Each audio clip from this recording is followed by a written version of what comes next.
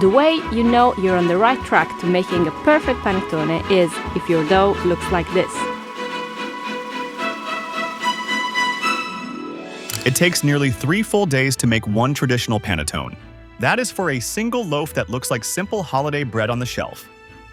In Milan, bakers are required to use lievito madre, a dense natural yeast that can be over 80 years old.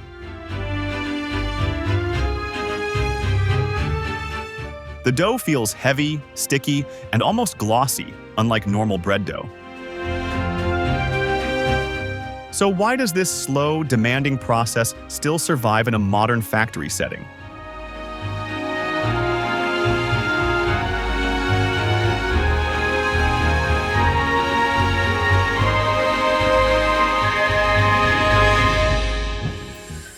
Panettone was born in Milan centuries ago as a special bread for winter celebrations and family gatherings. Early versions were simple loaves, baked once a year and shared during Christmas and New Year meals. Over time, bakers began adding butter, eggs, and sugar, turning panettone into a rich holiday bread.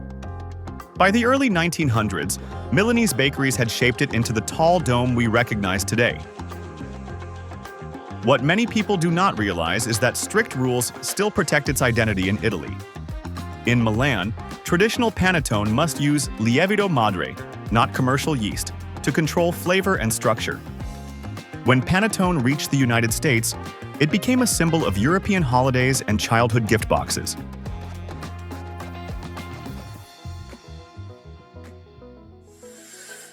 The process begins with lievito madre, a stiff natural yeast that looks more like dough than foam. Bakers cut and weigh it carefully, often handling blocks that weigh several kilograms. This yeast must be refreshed multiple times using only flour and water. Each feeding happens every 3 to 4 hours, following a strict schedule that cannot be rushed. During this time, the room stays close to 26 degrees Celsius to keep the yeast active but controlled.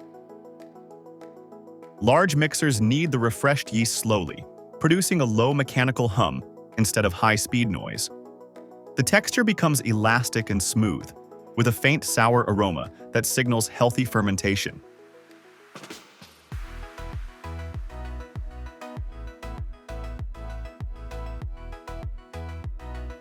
An interesting detail is that part of this yeast is never used. One portion goes into today's dough, while another continues aging for future batches, sometimes for decades. The refreshed yeast is mixed with water, sugar, butter, and egg yolks to form the first dough. Industrial mixers rotate slowly to avoid tearing the developing gluten network. Type 0 flour is added next, chosen for its fine grind and balanced protein content. The goal is strength without toughness, which allows the dough to stretch without breaking. This mixing stage often lasts about 10 minutes, just enough to create elasticity.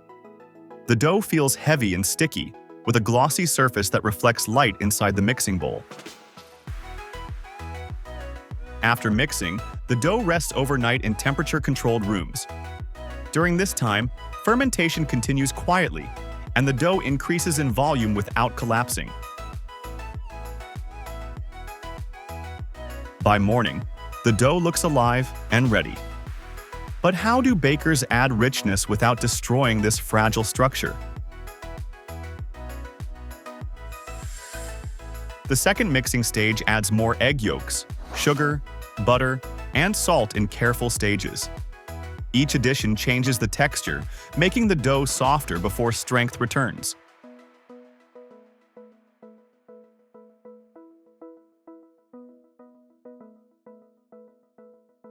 A blend of honey, vanilla, and citrus paste follows, filling the room with warm, sweet aromas. This is where panettone gets its signature scent long before baking begins.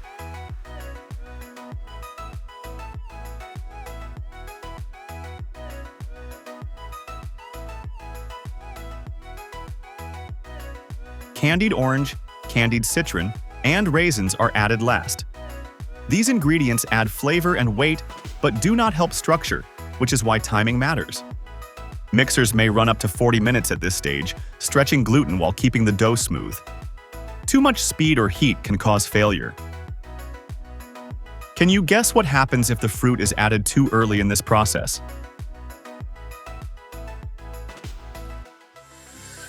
Once mixing is complete, the dough rests briefly, then moves to portioning tables.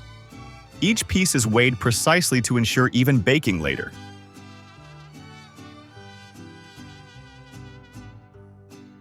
The shaping step, called perlatura, involves rolling the dough to tighten its outer surface.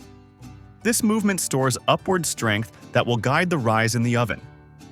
The shaped dough is placed into paper molds called panettone. These molds support the dough as it grows tall instead of spreading outward. The dough then ferments for nearly a full day.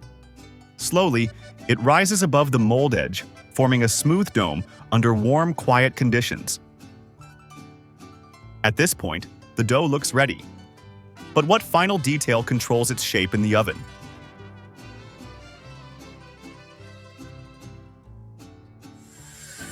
Before baking, bakers cut a cross on top of each loaf. This step directs expansion and creates the uneven surface Panettone is known for. The loaves bake at about 170 degrees Celsius for nearly 1 hour. Inside the oven, butter melts, steam builds, and the crumb sets slowly. Once baked, the loaves are removed and immediately turned upside down using metal supports. This prevents the rich interior from collapsing under its own weight.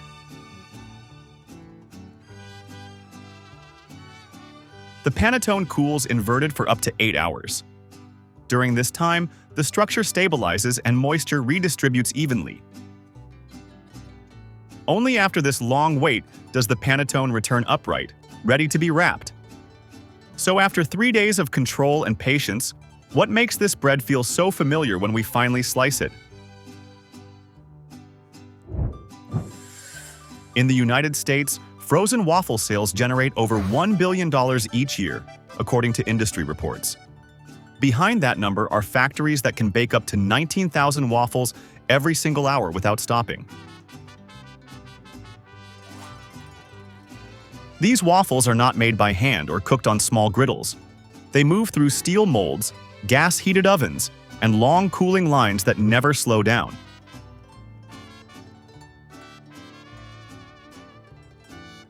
The batter starts as a thin liquid, yet it becomes a crisp grid with a soft center in just 3 minutes of baking. The air smells warm and sweet, like a breakfast kitchen at full speed. So how does this non-stop production line turn simple batter into a freezer staple many Americans grew up eating?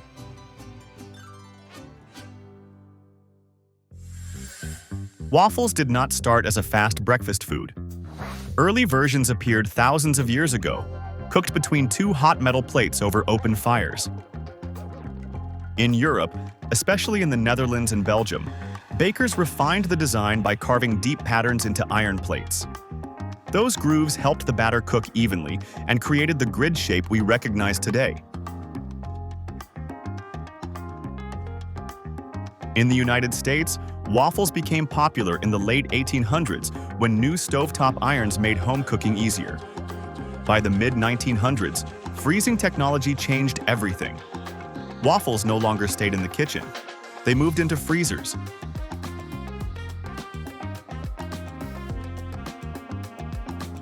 This shift turned waffles into a weekday breakfast for families across the country. Many Americans remember the sound of a toaster and the smell of warm syrup before school. But turning a hand-cooked waffle into a frozen product required more than tradition. It required precision, speed, and machines built for non-stop work.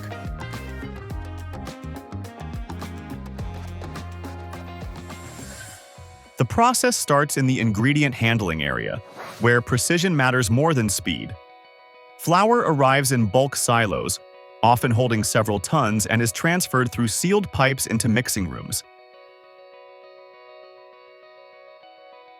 Factories usually use finely sifted white flour with controlled protein levels. This helps the waffle hold shape without becoming tough after freezing. Cornstarch is added next, often at a ratio close to 10 pounds of flour to 1 pound of cornstarch to limit gluten strength. Eggs do not arrive in shells. Instead, pasteurized liquid eggs are delivered in large containers weighing between 44 and 55 pounds. These eggs have already been washed, cracked, filtered, and heat-treated at specialized facilities.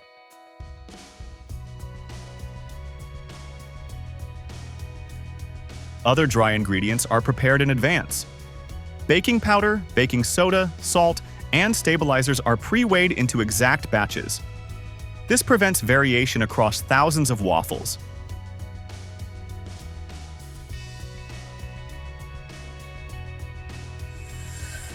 Mixing begins inside large stainless steel tanks, equipped with heavy rotating paddles.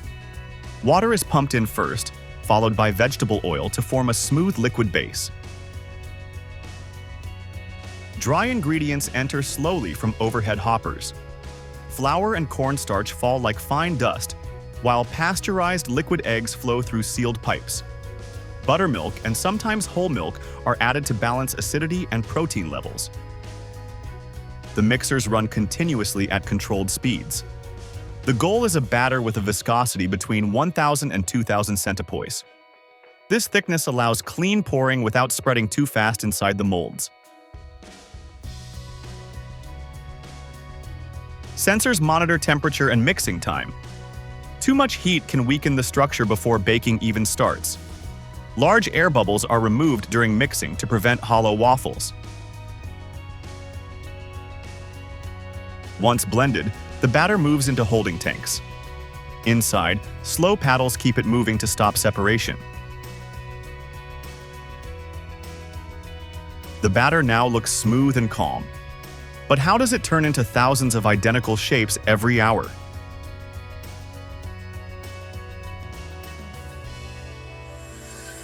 The baking line is built around a continuous loop of metal waffle molds.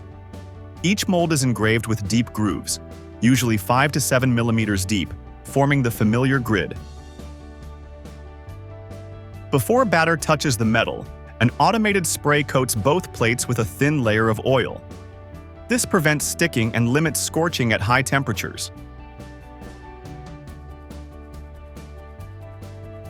At the depositing station, computer-controlled nozzles release a precise amount of batter into each mold.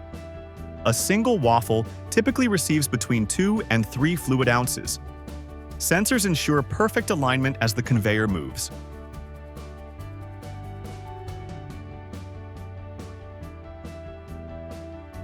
Right after depositing, the molds vibrate gently for 1 to 2 seconds. This spreads the batter evenly into every corner of the grid. This brief motion plays a critical role. Without it, air pockets would weaken the waffle. Do you think heat or movement matters more at this stage? The next step answers that directly.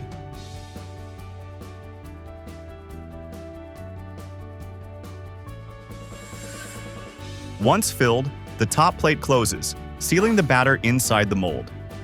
Heat is applied from both sides, usually around 397 degrees Fahrenheit, often powered by gas burners. Inside the mold, moisture turns to steam. The batter expands, creating small air pockets that define the waffle's interior texture. This entire bake takes about 3 minutes. The outside surface firms up first, forming a light crust. Inside, the structure sets slowly, staying soft and flexible. The smell of warm batter and butter fills the baking area. At the release station, pneumatic arms lift the top plates. Fresh waffles drop onto the conveyor below in a steady rhythm. Surface temperatures can reach 194 to 212 degrees Fahrenheit. At this point, waffles are fully cooked but fragile. If packed now, trapped steam would ruin texture. So how does the factory lock in crispness before freezing?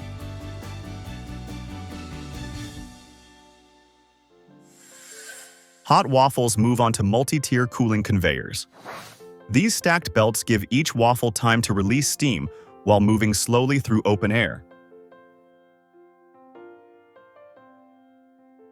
Large fans push cool air across both sides.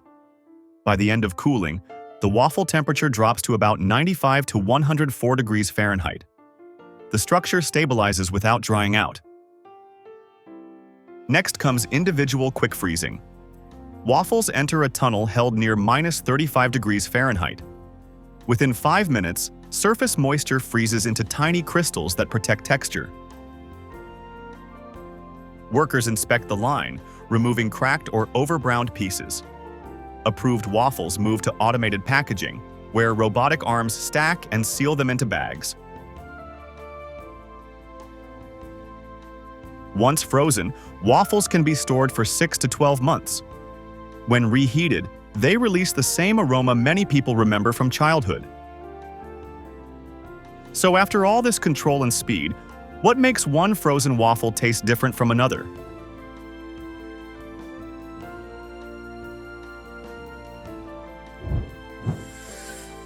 It takes about 40 to 44 gallons of maple sap to produce just 1 gallon of real maple syrup. That sap starts as clear liquid flowing inside trees during only a few weeks each year. Canada still produces close to 70% of the world's maple syrup, yet the United States is catching up fast. Vermont alone now accounts for about 40% of US production. The sap is more than 98% water when it leaves the tree. Within hours, it must be collected, filtered, and heated before it spoils. So how does a cold forest turn thin sap into thick syrup at industrial scale without losing control or purity?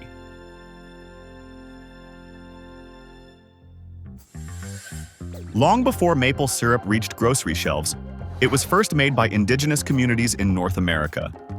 They learned that sugar maple trees release sweet sap during early spring temperature changes.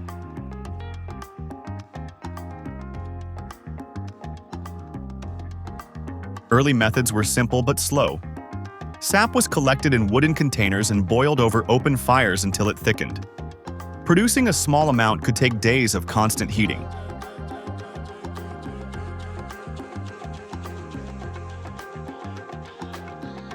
When European settlers arrived, they adopted the practice and built small sugar houses. Over time, metal kettles replaced wooden tools, and syrup became a seasonal tradition in the Northeast. In the United States, maple syrup grew into a regional identity, especially in states like Vermont, New York, and Maine. By the late 1900s, demand increased as people searched for natural alternatives to refined sugar.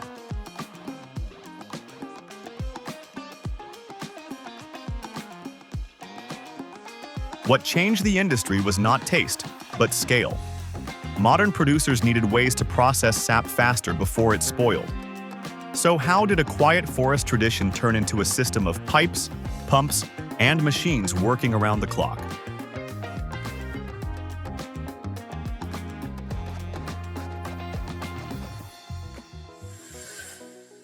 The process begins deep in the forest during late winter, when temperatures rise above freezing during the day. Crews drill small holes into mature sugar maple trees and insert plastic taps by hand. Each tree receives 1 or 2 taps, placed carefully to avoid long-term damage. The same tree can be tapped for decades if holes are spaced correctly each year.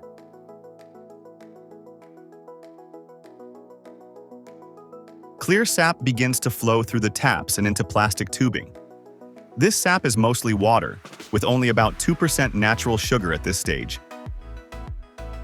Miles of tubing connect thousands of trees to central collection lines. In large operations, these lines stretch for thousands of miles across forests. Vacuum systems pull sap through the tubes faster than gravity alone. You can hear a soft humming sound as pumps maintain steady pressure. Timing matters here. Sap can spoil quickly if temperatures rise too high. Many producers aim to move sap to processing stations within 3 hours. So once the sap leaves the tree, how do producers handle such large volumes before it goes bad?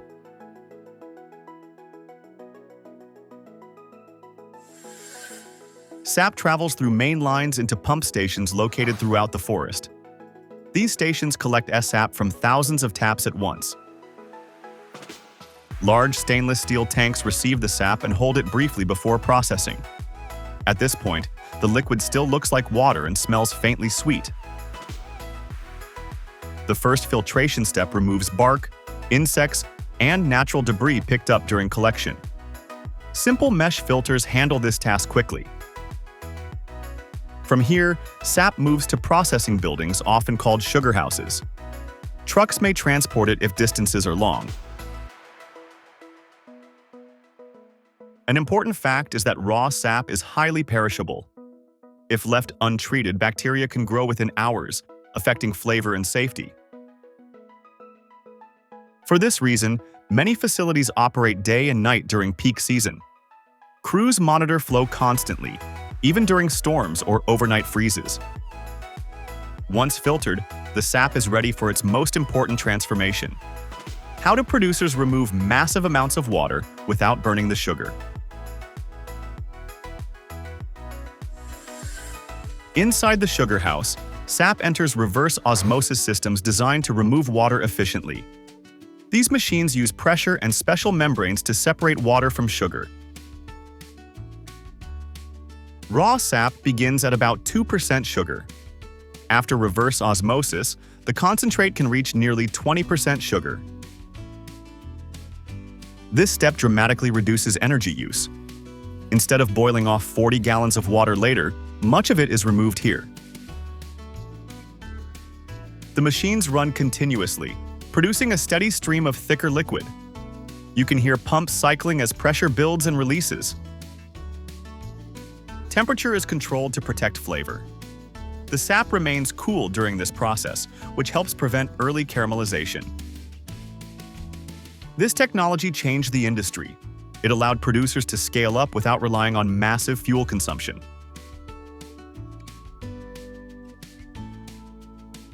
But concentrated sap is still not syrup. What final step turns this pale liquid into thick, amber maple syrup?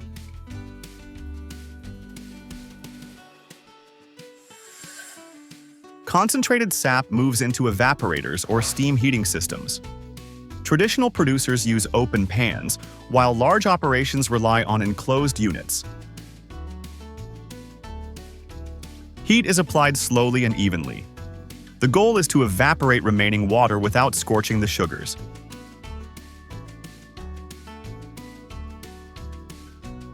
As the liquid thickens, the color shifts from pale gold to deep amber. The air fills with a warm, sweet aroma that defines the sugar house.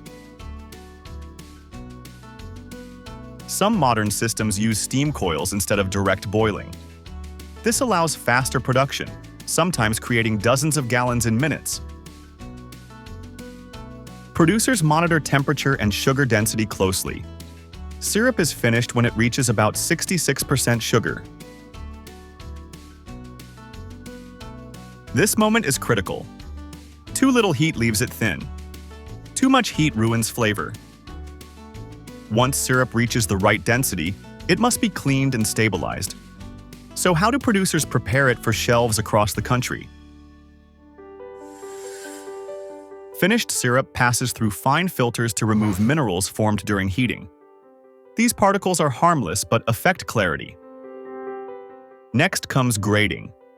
Syrup is sorted by color, from light golden to darker amber. Color reflects when the sap was harvested. Each batch is tested for sugar content to meet legal standards. Only syrup within the proper range moves forward. The syrup then flows into stainless steel barrels or directly into bottles. Many facilities still bottle by hand to maintain control. Bottles are capped, labeled, and cleaned before packing. The syrup is now shelf-stable and ready for storage or shipping. A surprising fact is that pure maple syrup contains no added preservatives. Its sugar concentration protects it naturally. After weeks of work in cold forests and warm sugar houses, syrup finally reaches the table. So when you pour it over breakfast, What part of this journey do you think matters most?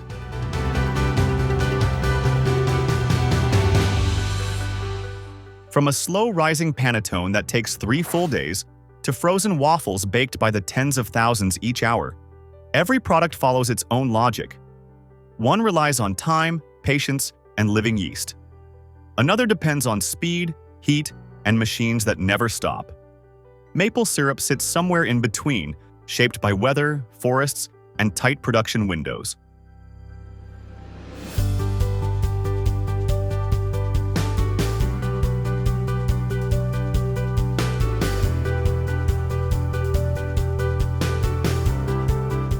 What connects all three is control.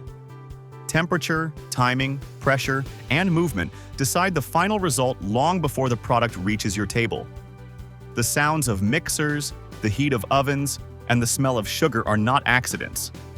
They are signals that a process is working as planned.